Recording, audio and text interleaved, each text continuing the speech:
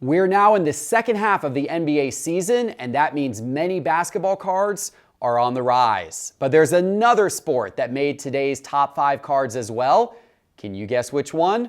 Find out now in today's top 5 cards. My name is Geoff Wilson. By day, I invest in tech companies, and at night, I invest in sports cards. Join me and my team as we help you profit from the hobby we all love. Hello, sports card investors, and welcome back to another Top 5 Tuesday, kicking off what has been a busy week for us here at Sports Card Investor. We just had the incredible Culture Collision card show this past weekend in Atlanta, where we gave away a couple hundred free packs to kids at that card show with some big hits in those packs. That was a pretty cool experience to get to do that. We also had the chance to sit down with eBay. Their leadership was in town, and we asked them a lot of questions about their authenticity guarantee program. We asked them some hard questions, including why some of the cards had come out of the cases when they were shipped. And we did an exclusive interview. You're gonna hear their answers to all of those questions tomorrow night, Wednesday night, on the Sports Card Investor channel, so stay tuned for that new video. And we also kicked off a new free 7-day trial of Market Movers that's available for everybody. You don't even need a coupon code. You can now try Market Movers for 7 days for free by going to sportscardinvestor.com and clicking on Market Movers in the main menu bar. All of that's happening. Meanwhile, the sports card market with certain cards is heating up, and we're going to tell you the hottest ones now. Let's get started with today's top 5 cards. In the number 5 spot, it was a surprise when Tyrese Haliburton was traded before the NBA's trade deadline. After all, he's an up-and-coming young star. When he was traded from Sacramento to the Indiana Pacers, many considered this to be a surprise because he had been playing very well, averaging 15 points per game, 8 assists per game, and shooting 42% from 3 this year. Indiana isn't exactly a hot spot for basketball cards, but now Haliburton is part of a strong young backcourt. So there are still many basketball card investors who are optimistic about what his cards can do in the seasons ahead. And you can see they've been on the rise over the last couple of months. I brought up the last 90 days of some of Haliburton's key rookie cards here on the screen. His 2020 Hoops base card in PSA 10, his 2020 Prism base card in SGC 10. And I'm showing you SGC here because once PSA shut down about a year ago, many SGC cards have been graded more frequently than PSA cards, including from that 2020 Prism basketball set. So we're gonna feature SGC cards there, as well as this 2020 Select Concourse card in SGC 10. And looking over the last 90 days, you can see all 3 are on the rise. It is actually that 2020 Prism base card in SGC 10 that is up 92% over the last 90 days. That's a card that most recently has been selling for right around $50. That card was down as little as $21 about 90 days ago. Is what you could have bought that card for. His Hoops base card in PSA 10 is up 24% over the last 90 days. His Select Concourse card in SGC 10, there's a lot less of those out there, but that card is up 36% over the last 90 days. In the number 4 spot, another young NBA player helped by the trade deadline, Anthony Simmons. Now, he did not get traded. He's staying with Portland. But what helped his card prices was the fact that his teammate CJ McCollum did get traded. That, plus the fact that Damian Lillard has been out with an injury, has allowed Anthony Simmons to really star for Portland. Now, he's been kind of a hot card for basketball card speculators over the course of the last few seasons. His cards have been pretty inexpensive, and a lot of people felt like he was worth taking a chance on. And he's starting to show proof of that this year. He's been averaging 17 points per game this season while shooting 40% from three-point range. And now it appears the Blazers may be willing to build a team around him, which could help his long-term outlook. Many basketball card investors think so because look at what his card prices have been doing here over the course of the last 90 days. They've really been going up. Here we're looking at price change by percentage. We'll go back to look at price change by dollar. You can see how these things are just shooting up there to the right. All of these are going up in terms of dollars. This purple line on the top of the screen is his 2018 Prism Silver card in PSA 10. That card is up 141% over the last 90 days, currently selling for around $268. Sales of that card as high as $325 recently, but sales of that card were as low as just $81 if you rewind the clock 90 days ago. So that's an extreme card on the rise. His other cards have done very well too. His Prism Green PSA 10 up 88% over the last 90 days. His Prism Red, White, and Blue PSA 10 up 48% over the last 90 days. His Prism Base PSA 10, his base card from Prism, up 147% over the last 90 days. All of these cards are going up. These are, let's even look here at his Optic base card in PSA 10. His Optic base card is up 448% over the last 90 days. Now, granted, that's a Pop 60 card, so not many sales of that card to go off of, but clearly a card like all of these different cards that have been on the rise. We are tracking a ton of Anthony Simons' various cards here at Market Movers, and just about anyone you look at has been going up. In the number 3 spot, a basketball star who now may be getting more playing time, Kyrie Irving, and it has his cards on the rise. Now, you guys know Kyrie, of course, a great basketball player, but he's missed a lot of time this season because he famously chose not to get vaccinated. And that's a problem in Brooklyn because the vaccination mandates there meant that Kyrie could not play in home games. However, there is now talk that New York could be changing their rules on this in the near future. Could that potentially pave the way for Kyrie to be able to play home games in time for the NBA playoffs?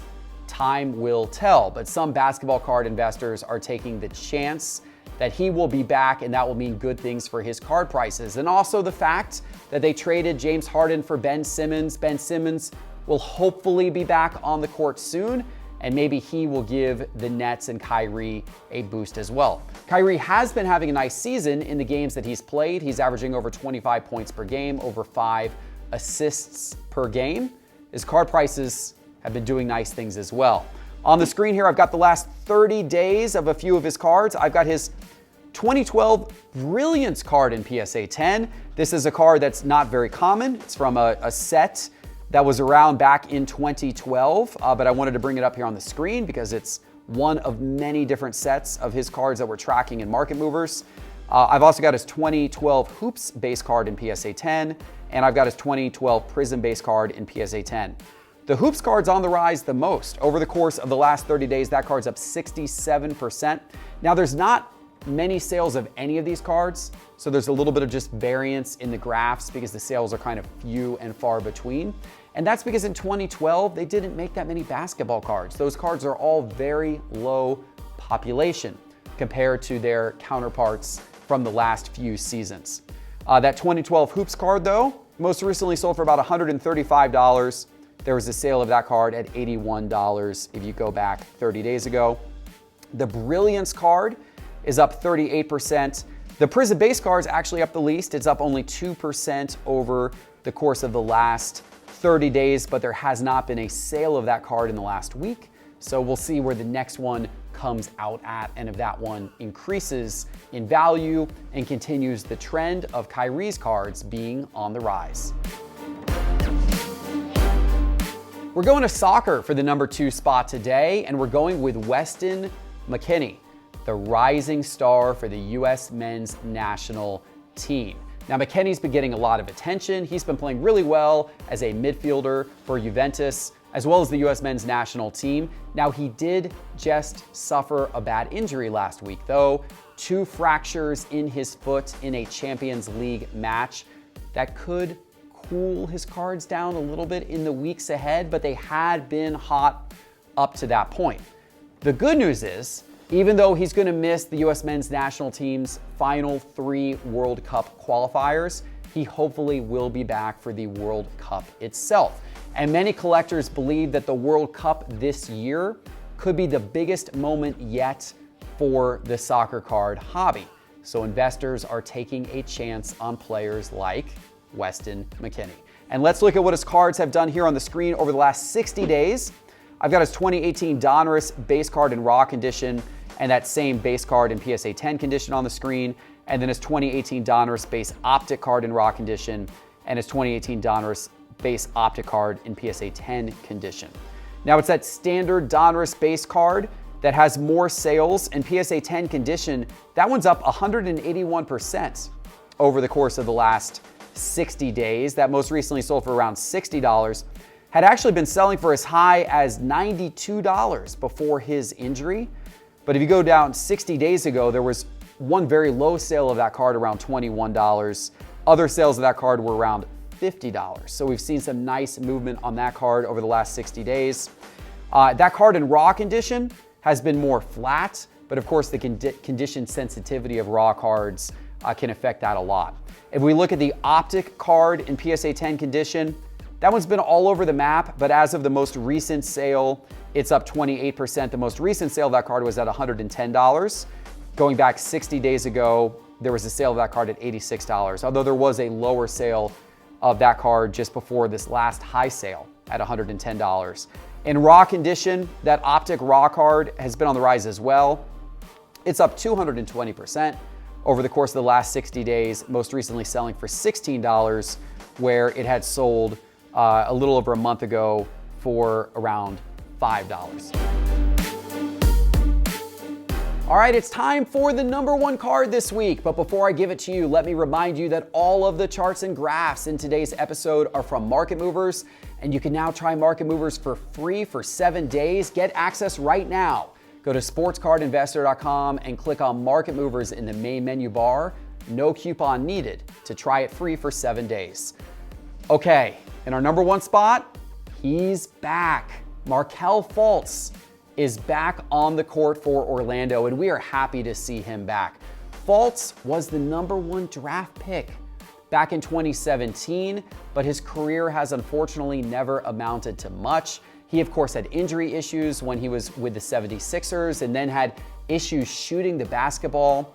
He was then dealt to Orlando, where he kind of got a restart of his career. But last season, he played in just 8 games before tearing his ACL. He was playing well in those 8 games, so people were excited about his return to the court, but then he was out for a tremendously long time. That is until Monday night. Monday night, he came back on the court, scored 10 points and 6 assists, but in just 16 minutes of play. So that is giving basketball card investors some optimism again. Of course, investing in Fultz cards is certainly high risk right now, given his shaky history over the last few seasons, but maybe it could be high reward too, because his cards have been pretty inexpensive. And let's take a look at some of those cards which have been on the rise. I'm gonna look here at his optic base in PSA 10, his prism base in PSA 10, his mosaic base in PSA 10, and his concourse silver in PSA 10. These are all, of course, from 2017. These are his rookie cards. And we're looking over the last 60 days. Let's switch to look by price change by percentage. You can see what's happened to these cards here over the last week, especially as his return to the court has become a reality. That concourse silver card in PSA 10 is up 200%. Sold recently for $150, whereas that card was selling for $50 if you go back 60 days ago.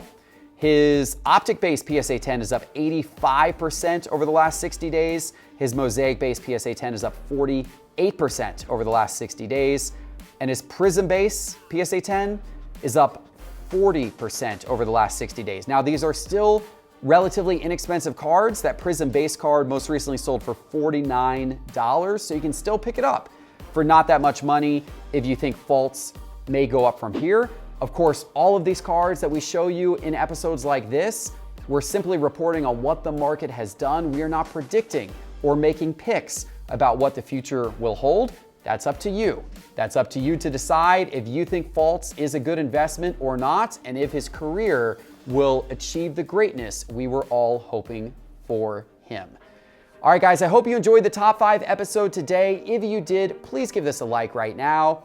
Hit that subscribe button if you haven't already. Hit that little bell icon so we can bring you more episodes like this, including the special episode tomorrow with eBay talking all about their new authenticity guarantee.